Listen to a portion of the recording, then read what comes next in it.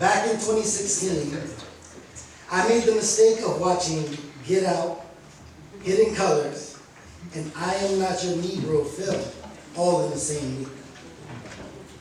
Between the surreal horror, being baptized in hidden history, and the paradox that is hearing James Baldwin's voice narrating the Black Lives Matter protests, I was in awe.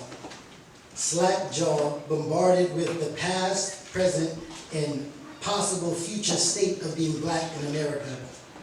I remember walking out of the theater in a daze, and by the time I got to work, I was mean mugging and side-eyeing every white coworker I had. My silence was deafening.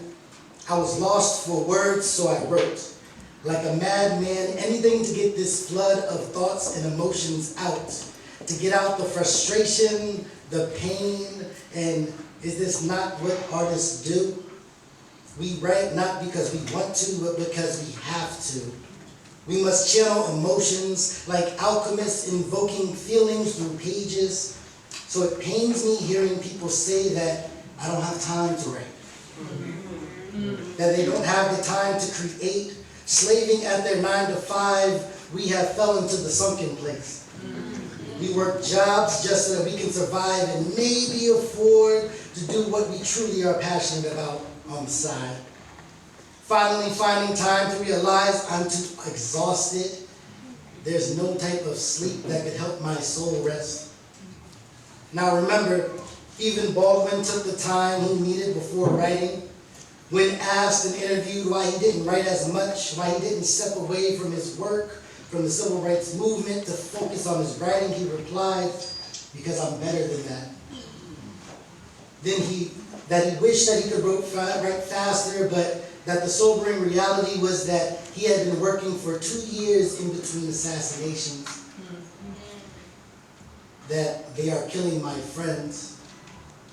That while attempting to write, he recognized he and the people he loves could die in the morning. Imagine grieving and being asked, why don't you step away and focus on your writing? You all are better than that. While surviving a pandemic, we are asked, when's the next painting? Are you dropping a new album?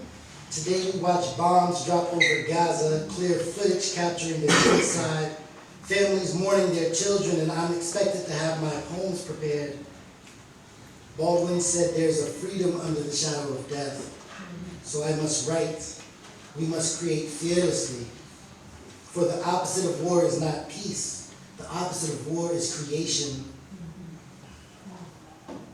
I charge you all to make time to create, take time to find peace, to rest, to grieve, so we don't create in despair, so you can stand true to your faith, so you don't betray the many people that poured into you, that we as creatives can raise public awareness and provide raw discussions. We must speak life into each other, because it matters how we see us. When art, our poetry, our music, the ways that we channel our stress is reduced to content. I swear I always hear the song. Everything is nothing. When creatives are expected to share the most intimate parts of ourselves, performing in order to drive engagement. When Instagrams ask me to make another damn reel and even suggest a trending song. When we find ourselves measuring our success of our art by views, by like counts, by interactions, when we no longer have discussions of what inspired a piece, what inspired a writing. When we host artist talks, we sit in audiences but never actually talk with the artists, never approach them, shrinking ourselves in the room. What happens when the engagement is no longer engaging? When we only have 140 characters for society-shifting conversations? When our discussions have become reductive, we must recognize that social issues must be solved with social movements, and we are a movement, so move. Like the spirit has shot through your bones, we are a wave, crashing onto rocks, eroding stone, wearing down rotten foundations. We are the muses, framed in silk, on the cusp of a renaissance. When someone asks, who said you could do this? We respond, I did. Because who else will write the book if not you? Who else will create the documentary, that song, that painting, who will tell your story and who will try to whitewash it? Who told you weren't qualified? Who killed your dream? What teacher, what coworker, what family member made you feel that you weren't capable, that you weren't powerful? The world is held together by love and compassion of many others. When America rather paid for the Band-Aid than the remedy, we must shed lights on our stories because there are still people in the dark watching puppets. We must create, to weaponize our pain, to possibly connect with others and to ultimately let go. We create, not for monetary gain, yet we must know our worth. We must create, not for money, but to capture our value. This can be a better time as an artist, as a writer. This Black History Month, we celebrate Black art.